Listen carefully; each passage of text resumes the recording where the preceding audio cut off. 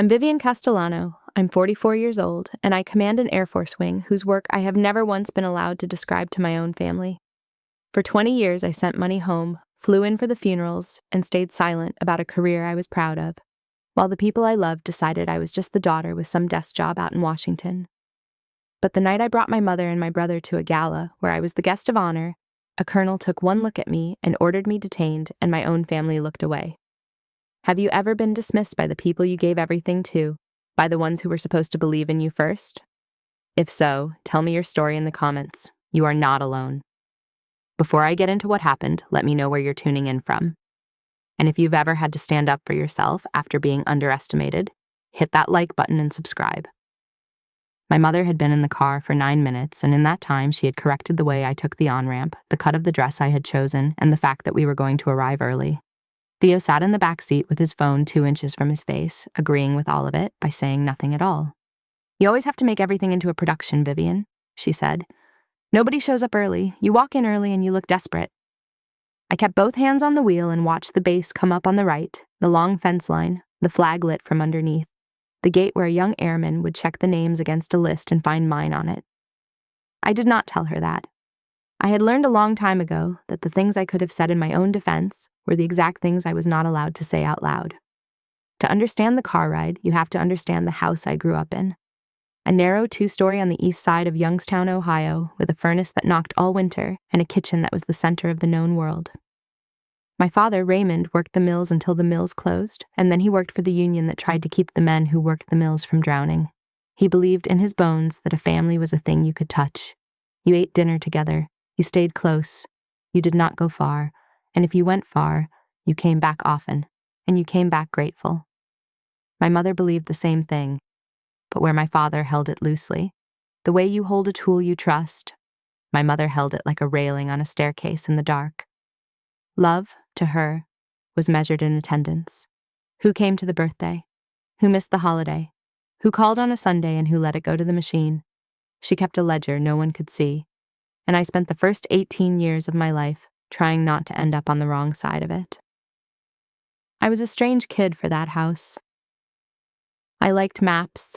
I liked the radio at night, the far stations that drifted in after midnight, the idea that the world was much larger than the valley and that a person could find their place in it by paying attention. When I was 16, a recruiter came to the high school, and most of the other kids rolled their eyes, and I sat in the front row and asked questions until the bell rang. There is a memory I carry from when I was 12. My mother kept a calendar on the wall by the phone, and on it she wrote, in her small, careful hand, who had come to what. A cousin's confirmation, a neighbor's wake, a birthday dinner 2 streets over. I did not understand for years that the calendar was a kind of accounting, that she was keeping score of love the only way she knew how, by tallying who was present and who was not. The people who showed up were good. The people who sent a card were trying. The people who did, neither had told her something true about themselves that she would not forget. I grew up inside that arithmetic, and the cruel joke of my life is that I chose the one career on earth designed to keep me off the calendar, present nowhere. Explaining nothing. A permanent blank square in my mother's careful hand. My father saw it differently, though he never fought her on it. On the nights the mill ran late, he would come home smelling of metal and cold, and he would sit with me at the kitchen table while I traced the far rivers on a map with my finger, and he would ask me to tell him where they went. He could not have found those places himself, but he liked that I wanted to, and for a long time his quiet interest was the only permission I had to want a life bigger than the valley could hold. In the spring of 1999, when I was 18, I told my family at the kitchen table that I had been accepted to the United States Air Force Academy, and that I was going to take the appointment. I had practiced the sentence in the bathroom mirror until it stopped shaking. My mother set down her fork. "Colorado," she said, like I had announced I was moving to the moon. "What is in Colorado that is not here?" My father did not say much. He chewed and he looked at me for a while, and then he said the only thing he ever said about it that mattered. "You do what you have to do, kid. Just don't forget the door's still here." Theo was 15 then, and I watched something close in his face that night. Some piece of arithmetic he did in his head about who the family would talk about now, And the answer he came up with was a number he never forgave me for. What nobody at that table understood, because I did not understand it yet either, was that I had just chosen a life that would spend me everywhere except home. I commissioned in 2003, a second lieutenant in the intelligence career field, and from that point forward, my job was, in the plainest possible terms, to know things I could not tell anyone. Not my friends, not my mother, not the man at the next desk unless he had the same access I did.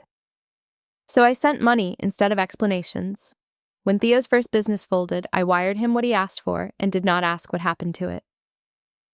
When my grandmother died, I flew home red-eye and stood at the grave in a borrowed coat and flew back out the same night because there was a thing happening on the other side of the world that I was responsible for and could not name. When my mother had her knee replaced, I paid for the surgeon she wanted and missed the recovery because of a place on a map I was not allowed to say. And the story the family told about all of it, the story that hardened over 20 years into something like fact, was this. Vivian thinks she's better than us. Vivian sends a check instead of showing up. Vivian has some computer job in Washington, and she's too important now for the people who raised her. I never corrected it. I could not correct most of it. And the part I could have corrected, the part where I would have told them that I missed those rooms more than they would ever know, I did not say, because saying it out loud to people who had already decided what I was felt like handing them something breakable. So when the invitation to the gala came, and when I decided to bring my mother and my brother as my guests, I told myself a story too.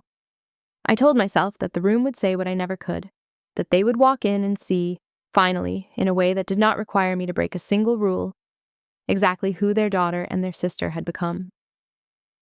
I pulled up to the gate. The airman leaned down, checked the list, found my name, and his posture changed in a way my mother did not notice, and my brother did not look up to see. He waved us through. My mother smoothed her dress and sighed at the windshield and said, "Well, let's get this over with." You do not become the family's small story all at once. It happens the way water shapes a stone, one small pass at a time until the shape seems like it was always there. The sharpest edge of it was always Theo. In 2005, he washed out of the Air Force Reserve Officer Training Corps in his second year.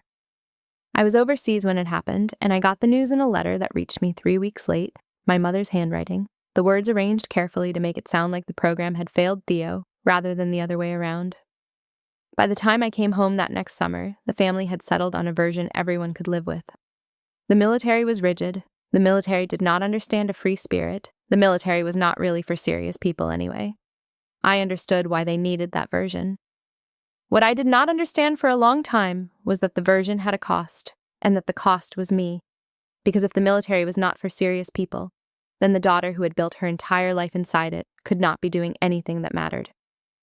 The story about Theo and the story about me were the same story wearing 2 coats, and my mother told it at every gathering for 20 years.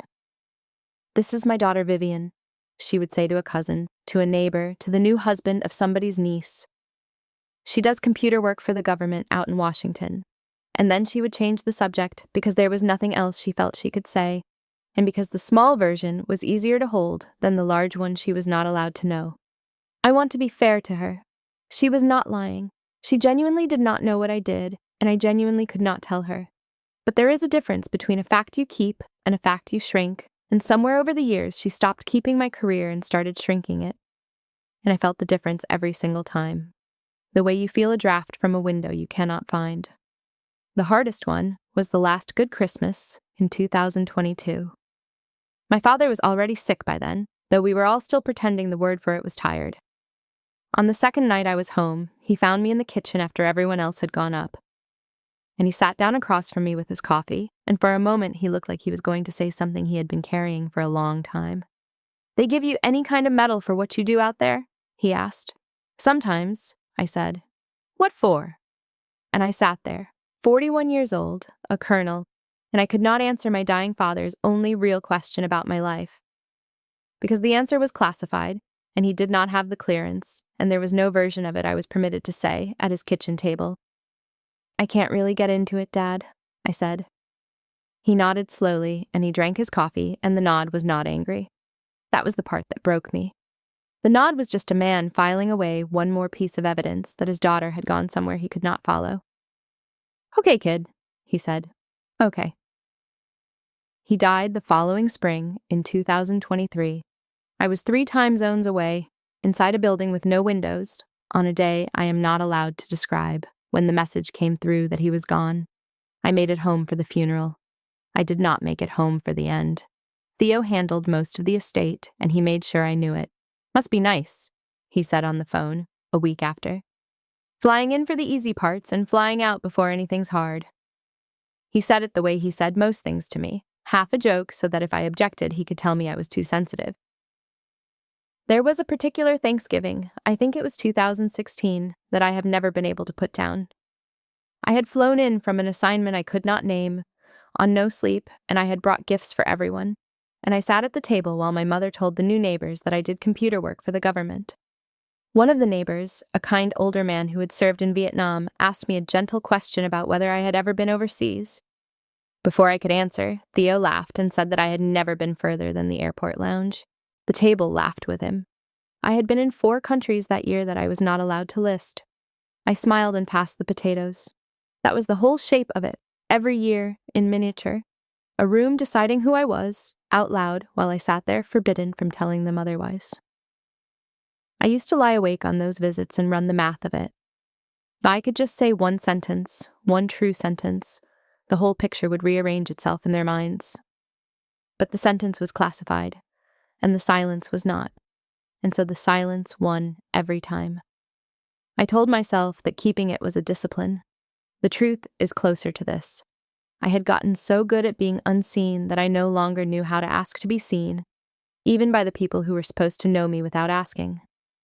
I had spent my whole career learning to keep secrets, and the most expensive secret I kept was that their version of me hurt every single time. I never let them see it. I told myself that was strength. I know now it was just another way of disappearing. It was after the funeral, driving back to the airport in a rental car, that I started thinking about the gala. The invitation would not come for months, but the idea of it took root that day on the highway. Somewhere out there, I thought, there is a room where what I do is understood.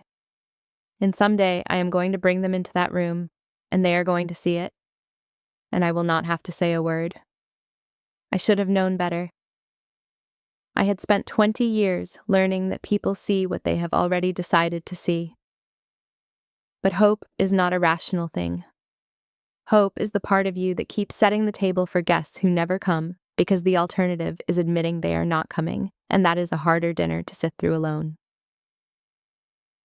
The gala was held in the ballroom of the Officers' Club on a joint base, the kind of room built to make people feel the weight of the thing they had given their lives to. High ceilings, flags of every service along the walls, round tables with white cloths and small lamps, and a long head table on a low dais at the far end where the evening's honoree would sit. I was that honoree. The program on every table said so in a way, though it did not say my name. It said the award would go to a senior officer recognized for sustained service of a classified nature. That sentence was the closest thing to a description of my career that had ever been printed in public, and I had read it 4 times in the car without telling my mother what it meant. I want to describe the room as it was in those first minutes, before any of it happened, because I have replayed it so many times since. The band was tuning at the far end. The light was warm and low and caught the edges of 200 sets of medals and dress insignia. There is a particular sound a room full of military people makes before an event, a low, even hum with no shouting in it, the sound of people who have learned how to carry themselves.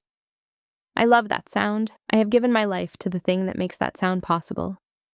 And I walked into the middle of it in a plain black gown, anonymous on purpose, feeling for once like I might get to simply belong somewhere without having to prove a single thing. That was the feeling Colonel Sterling walked into and ended with one sentence. I do not think he was a cruel man. I have known cruel men, and he was not one of them. He was tired and overextended and certain, and certainty in a tired man is a kind of loaded weapon. He saw a woman where he expected a problem, and he reached for the nearest authority to make the problem go away, and he never once considered that the problem might be his own assumption.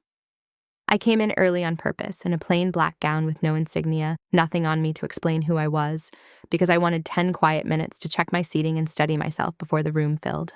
My mother and Theo trailed a few steps behind me, and I noticed, the way you notice weather, that the staff kept greeting me with a deference my family could not account for. A server straightened when I passed. A young captain at the door said, "Good evening, ma'am," in a register he did not use for the couple ahead of us. I walked toward the dais to find the protocol table and confirm where my mother and brother would sit. And that is when Colonel Grant Sterling found me. He was the host wing's protocol officer, a man of about 52 with a high color in his face and the particular impatience of someone who has been managing 100 small problems for 6 hours.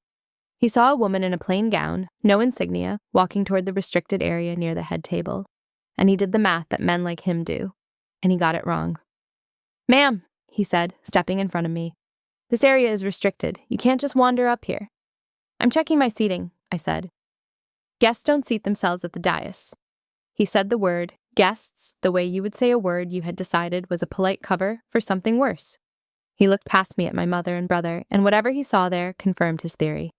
Then he turned his head and raised his voice toward the entrance, toward a sailor in dress uniform, standing post near the door, loud enough that 3 nearby tables went quiet.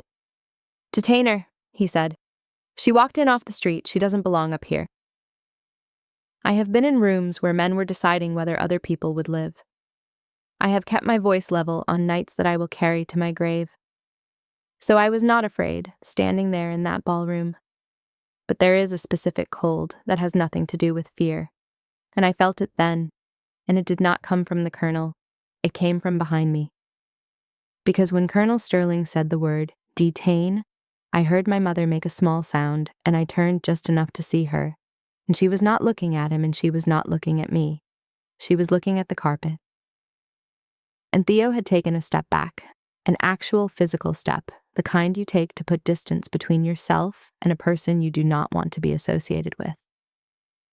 My own brother, arranging his face into the expression of a man who had never met me, certain, without a single question, that I had done something to deserve this.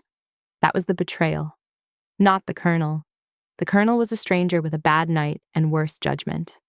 The betrayal was the 2 people I had brought to be proud of me, choosing the stranger's version in the first half second before the evidence, because the stranger's version was the one they already believed. The sailor came over.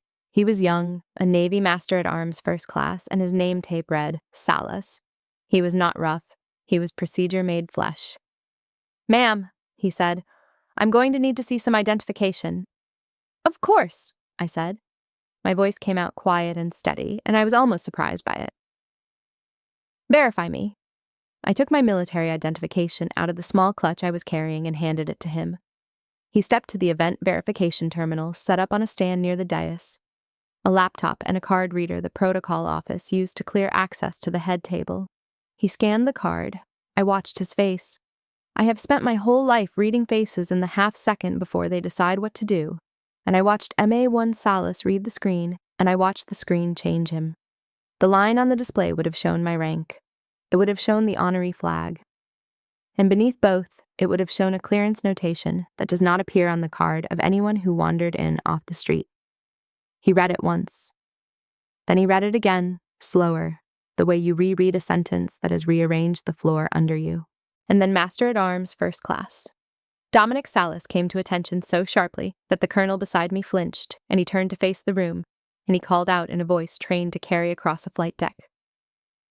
"Attention on deck." For 1 full second, nothing happened. And then the room stood. Not some of it, all of it. Officers of every service, generals and captains and lieutenants, the men and women at every white-clothed table, pushed back their chairs and rose and held, facing the dais, facing me, because that is what you do. And they all knew it before my mother had even understood that something had changed. Across the room, a tall man in the dress uniform of an Air Force lieutenant general set down his glass and began walking toward me through the standing crowd. Lieutenant General Daniel Okafor, the presiding officer, the host. He reached me, and he ignored Colonel Sterling entirely, and he looked at me with an apology already on his face. "General Castellano," he said, "we've been waiting for you. I'm sorry for the welcome." I did not look at my mother. I did not look at my brother. I stood in the center of a room full of people on their feet, and I let the silence say the thing I had spent 20 years not being allowed to say. There is a moment after the thing you wanted finally happens when you realize it is not shaped the way you imagined it, and you have to decide what to do with the difference. Colonel Sterling apologized. He did it the way a professional does, stiff and immediate and mortified, his face gone from high color to gray. General, I owe you an apology. That was a serious failure of judgment on my part. Should have verified before I spoke. He was braced for me to take it out of him. Everyone watching was braced for it.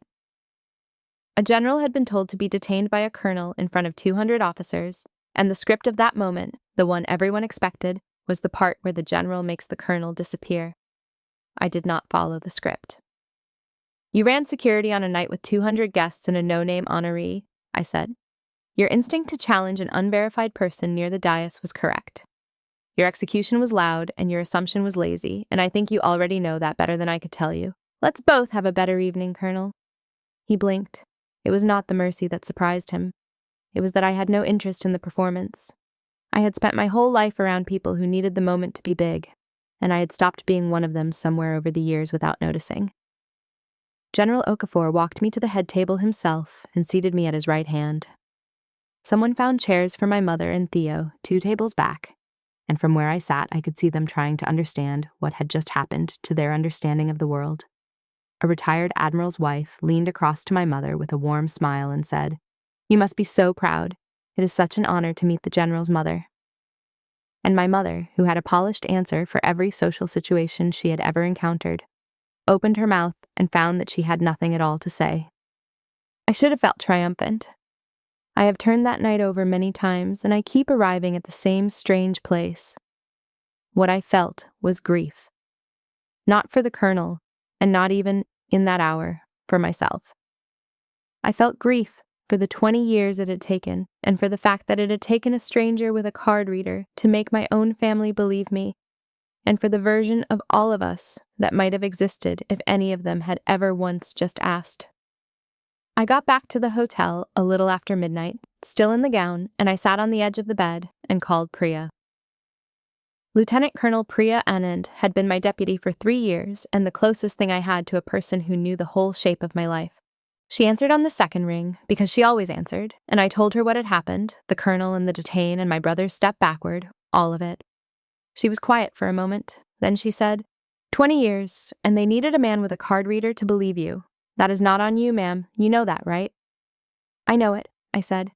And then, because it was the middle of the night and she was the one person I did not have to be a general in front of, I said the truer thing. I didn't want this kind of proof. I wanted them to just see it, on their own, without the whole room standing up. You don't owe a closing argument to people who already made up their minds, Priya said. You never did. The room didn't stand up to convince your family. The room stood up because of who you are. That part was true before you walked in, and it'll be true tomorrow. I thought about that for a long time after we hung up. The room stood because of who I am, not because of the gown, not because of the colonel, not because of anything my mother did or failed to do. The standing was a fact about the world that existed whether or not my family ever accepted it. For 20 years I had quietly believed the opposite. I had behaved as though my worth was a verdict still pending in a Youngstown kitchen, as though the work only counted once the people who raised me agreed that it did. And here was Priya on the phone at 1 a.m, telling me what I should have known all along, that the verdict had come in a long time ago, and I was the only one who kept appealing it. I walked to the hotel window and looked out at the city, all those lights belonging to people who were sleeping safely without any idea who helped keep them that way. And I felt the old argument in my chest finally go quiet. There was no one left to convince. There never had been. There was only me, and the choice to stop prosecuting my own life. After we hung up, I sat in the dark for a while and thought about Hollis Ward. Captain Hollis Ward, who I had worked beside in 2010, who had died on a day my family would never read about, in a mission that worked for everyone except him. I thought about the people who were alive because of the work I could not describe, and I understood, sitting on the edge of that bed, that they were the ones the work had always been for.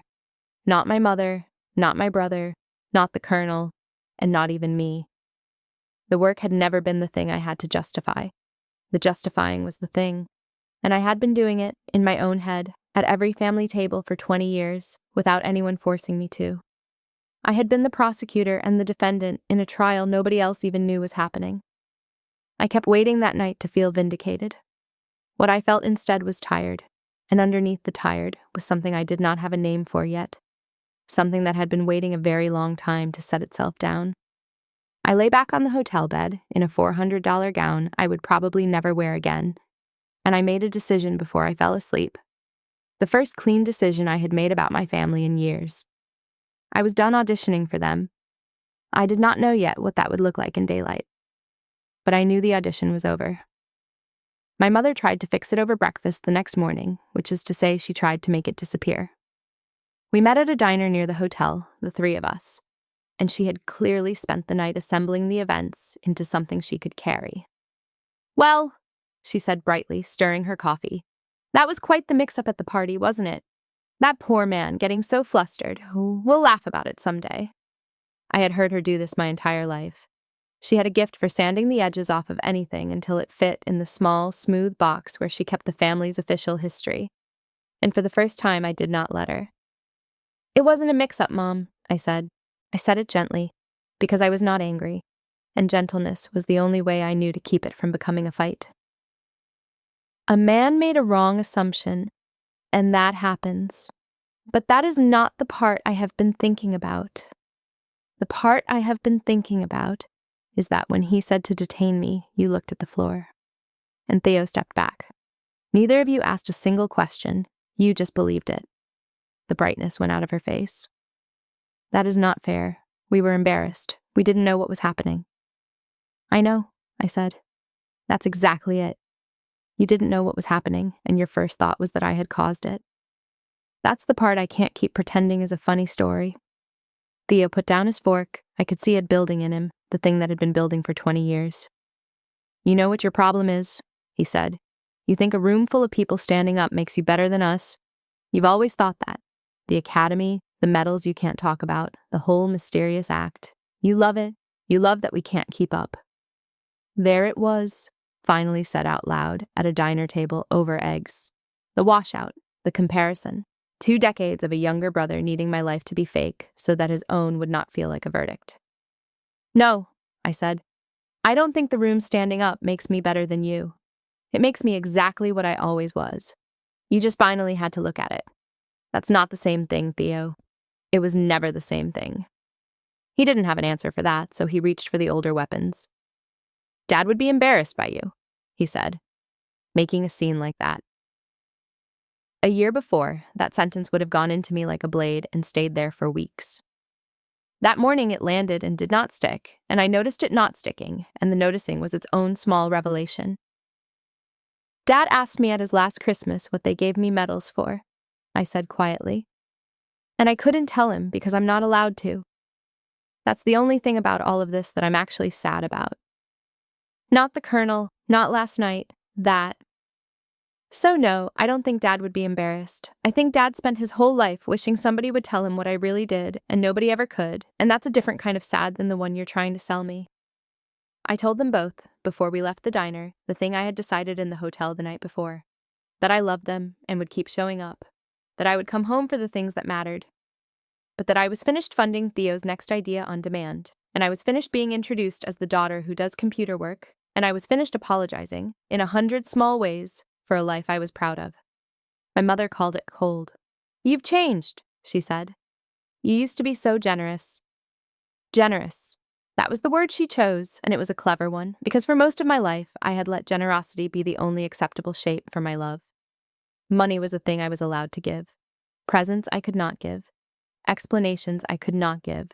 So I gave dollars, and the dollars had quietly become the price of admission to my own family. The moment I stopped paying, the membership was revoked, and the speed of the revocation told me everything I needed to know about what the membership had actually been. I did not hate her for it. I understood it. She had built a whole identity out of being the mother who held the family together, and a daughter who no longer needed holding was a threat to the only role she had. But understanding a thing is not the same as agreeing to keep paying for it. I could love my mother and decline her terms at the same time. It had taken me 44 years to learn that those two things were not in conflict, and once I learned it, I could not unlearn it, no matter how many aunts called to tell me I had gotten above myself. I recognized the move because I had spent a career studying how people apply pressure to get someone to back down. The relatives started calling within the week, an aunt and then another aunt, all carrying the same message in slightly different packaging. Vivian's gotten above herself. Vivian's acting like she's too good for family now. I let the calls ring. I sat in my quarters and watched my phone light up with the names of people who had spent 20 years, certain I was the one who never showed up, and I let them go to voicemail, and for the first time in my life, the silence on my end was a choice and not a wound. Here's a thing I did not expect. When I stopped holding the family up, I got to find out how much of it had been standing on me.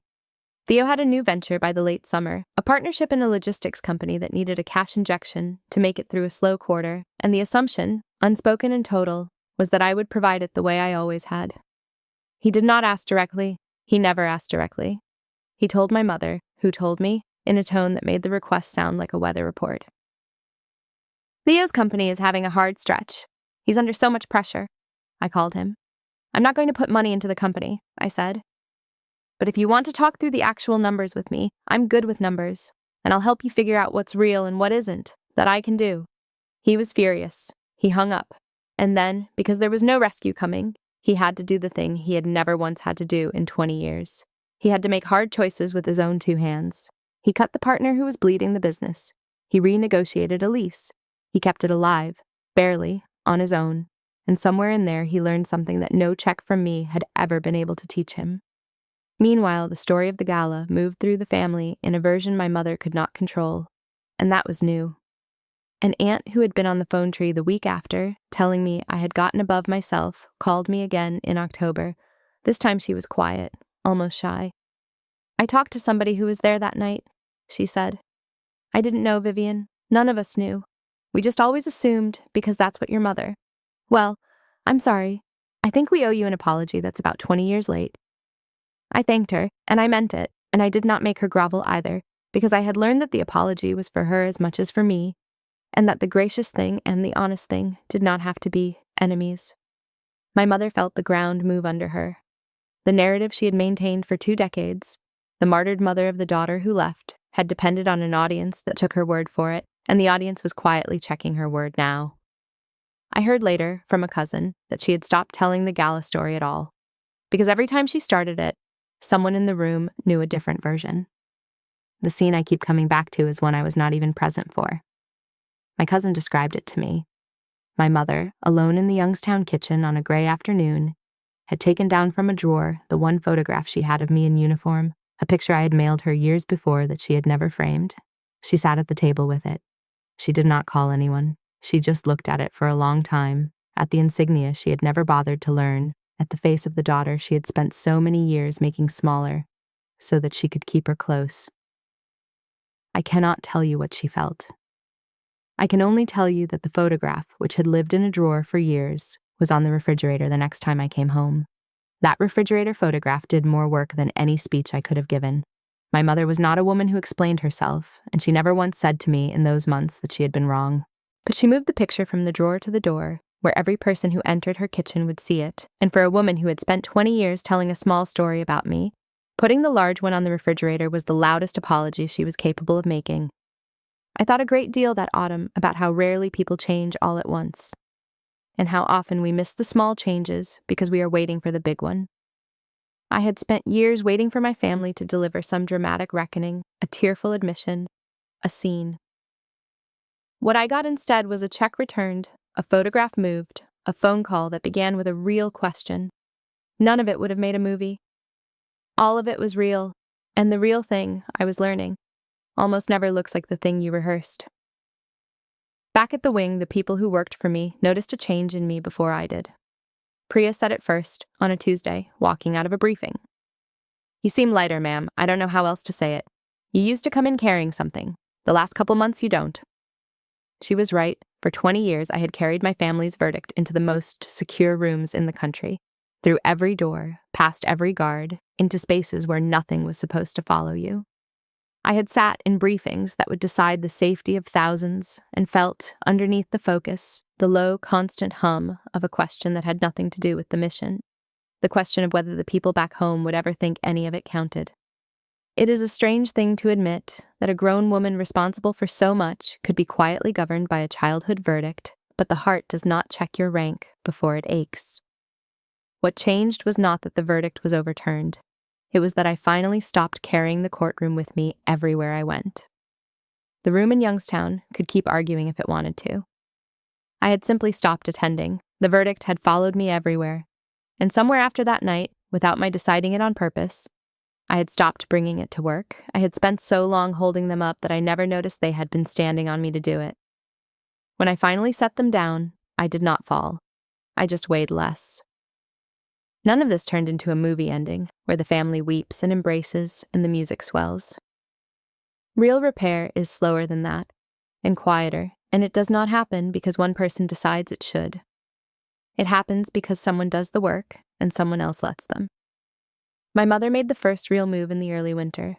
She called me on a weeknight, which she never did, and after the small talk ran out, she went quiet for a moment, and then she asked the question she had never once asked in 44 years.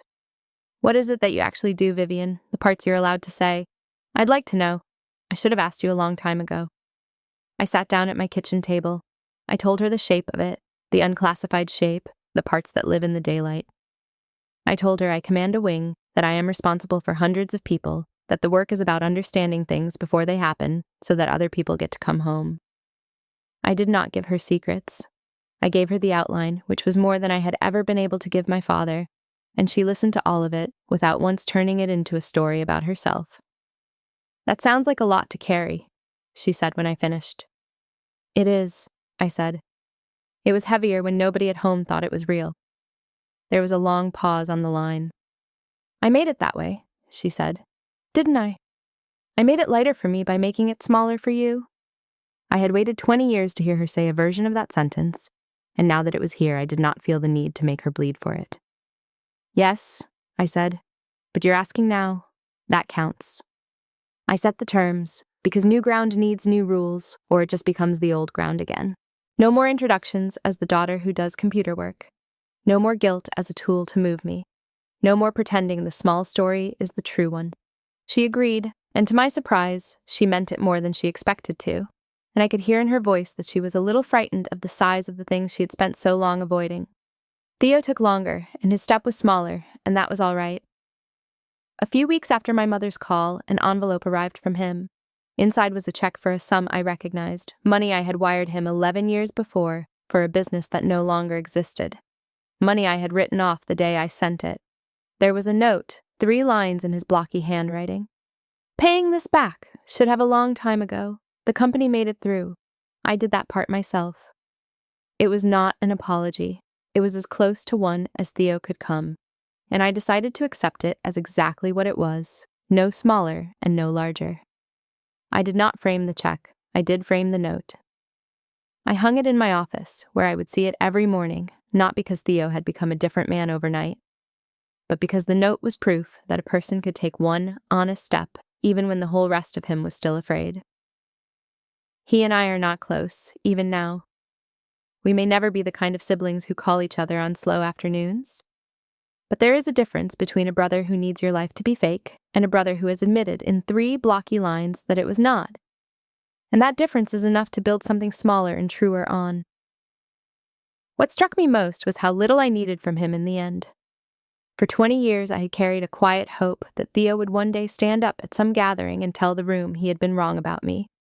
I had wanted the apology to be as public as the dismissal had been, but when the real thing came, it came in an envelope, private and plain, and I found that the private version was worth more than the public one I had imagined. The public version would have been for the audience.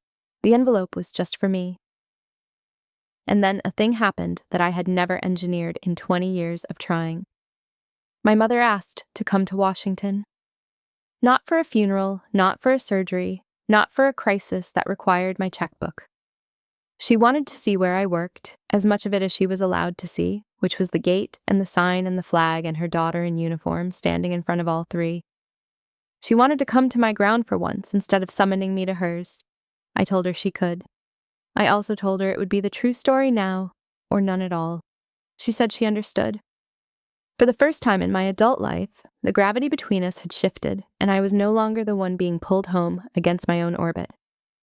I cannot fully describe what it meant to be the destination instead of the summoned. For 2 decades, every trip had run one direction, toward the valley, toward the kitchen, toward a table where I was tried and found, wanting before the coffee was even poured. Now my mother was packing a bag to come and stand on the ground where I was simply, plainly respected, and she was nervous about it, and her nervousness was its own quiet acknowledgement of everything that had been backward for so long. She was finally curious about the daughter instead of disappointed in her, and curiosity, I have found, is where love starts over when it has to. She was the one making the trip. The award sits on a shelf in my quarters now, a heavy thing of glass and metal with a citation I am finally able to let mean something. For a long time, I could not look at that kind of recognition without hearing my family's voices underneath it, the small story playing on a loop. The award was real, but the loop was louder. It is quieter now. Not because the room stood up that night, but because I stopped needing the room to. I think about Hollis Ward more than I used to. Captain Hollis Ward, 2010, a liaison officer with a laugh you could hear through a concrete wall, who did not come home from a day I am not permitted to describe. For years I kept his memory in the same locked place I kept everything else, because grief without explanation is its own kind of classified. But somewhere in this last stretch, I started letting him out into the daylight of my own head. And I realized that he was the answer to the question I had been arguing about with my family my entire career. They wanted to know if the work mattered. They wanted me to prove it, and I could not, and I spent 20 years feeling like a fraud at my own kitchen table because of it. But the work was never for them, and it was never for the room full of officers who stood up. And it was not even for me. It was for the people who got to grow old because of things they will never know happened. It was for the ones like Hollis who did not, and whose absence I carry so that fewer people have to. You do not need your mother to understand that for it to be true. I had known it in the field for 2 decades. I just had not let myself believe it at home. In the middle of all this, a letter came. My mother mailed it. She had been clearing out the last of my father's things, the boxes nobody had been able to face in the years since 2023. And in the bottom of one of them, she had found a sealed envelope with my name on it in his handwriting. He had written it and never sent it. She did not open it. She put it in a larger envelope and mailed it to me with a note that said only, "Found this. It's yours. I didn't read it." I held it for 3 days without opening it. I told Priya about it because Priya is the one I tell things to, and she looked at the envelope sitting on my desk, and she understood immediately why I had not opened it. As long as it stayed sealed, my father could have written anything. He could have finally said the thing, or he could have written one more careful, distant note from a man who never knew how to reach me. The sealed envelope held both fathers, and I was not sure which one I could survive. "Open it when you're ready, ma'am," Priya said. "He waited this long to send it. It'll wait for you too." I think the reason I could not open it had nothing to do with my father and everything to do with what I had spent my life believing about being seen. The letter was warm, then I had spent decades grieving a closeness that had been available the whole time, and the waste of that would be its own grief. If the letter was distant, then the one person I had half believed understood me had not understood me at all, and I would have to carry that too. Either way, the envelope was going to cost me something, and I had gotten so practiced at avoiding that particular kind of cost that I let it sit under the lamp for the better part of a week. But a thing was different now, and I felt it even as I avoided the letter. I no longer needed my father's words to know my own worth. I had decided that on a hotel bed, months before, with the gown still on and the room still ringing in my ears. So when I finally reached for the envelope, it was not because I needed it to tell me who I was. It was because I was finally strong enough to hear whatever it said and remain standing either way. That, I have come to think, is the only safe time to open the letters we are most afraid of. So it sat on my desk under the lamp, and I went to work, and I did the thing that had quietly become the best part of my job. There is a young officer in my wing, sharp and uncertain in the exact proportions I was at her age, and I have started doing for her what a major named Esther Vance once did for me in 2003, when I was a brand new lieutenant who did not yet know that someone seeing you clearly can change the entire arc of a life. I see her. I tell her so. It costs me nothing, and it is, I have come to think, the only inheritance worth leaving.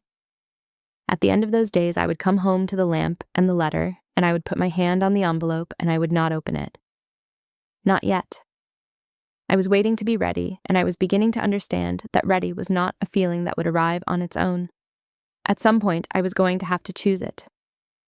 I opened the letter on a Sunday morning with coffee at the kitchen table, which felt right because the kitchen table is where my whole family's love and damage had always lived.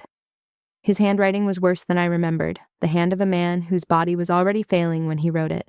The date at the top was from the last good Christmas, 2022, the night he asked me what they gave me medals for, and I could not tell him. Kid, it began, because he never once in my life called me by my name in a tender moment, and the word kid undid me before I had read a single sentence. I asked you tonight what they give you medals for, and you couldn't say, and I could see it cost you something not to be able to tell me. So I'm writing this down to say the part I couldn't get out at the table. I never knew what you did out there. I'm not a smart enough man to even guess, but I want you to know that I never needed to know what you did to know who you are. I knew that the day you were 18 and told us you were leaving and your hands were shaking and you did it anyway. That took a kind of guts I never had. I stayed in this town my whole life. You went and found the edge of the map. I used to tell people I wished you'd stayed closer. The truth is I was proud every single day and I didn't have the words and I let your mother do the talking and she got it wrong and I let her. That's on me, not you. The door's still open here. It was always open. I just wanted you to know I always knew you'd come back through it and that I was always, always proud. Love, Dad. I sat at the table and cried in a way I had not let myself cry in 20 years, and it was not the bad kind. It was the kind that has been waiting behind a door for so long that when it finally comes, it feels like setting something down rather than picking something up. I read the letter 4 times that morning. Then I put it in the drawer where I keep the few things I cannot replace. And I sat with my coffee going cold and let the valley I came from rise up in my memory. The knocking furnace and the wall calendar and the maps on the kitchen table and a man who smelled of metal and cold asking me to tell him where the rivers went. He had been telling me, in his way, the whole time. He had wanted to know where I was going.